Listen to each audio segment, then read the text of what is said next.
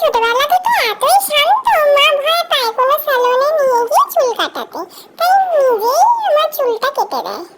আজকে রাতে তো আমি তাড়াতাড়ি ঘুমাইনি, তাই জন্য মা ভেবেছিল আমি ঘুমোলে চুলটা কাটবে, আর তাড়াতাড়ি ঘুমোতে পারিনি, তাই জন্য দেখো আমি বসে আছি চুপ করে চুলটা কাটার জন্য।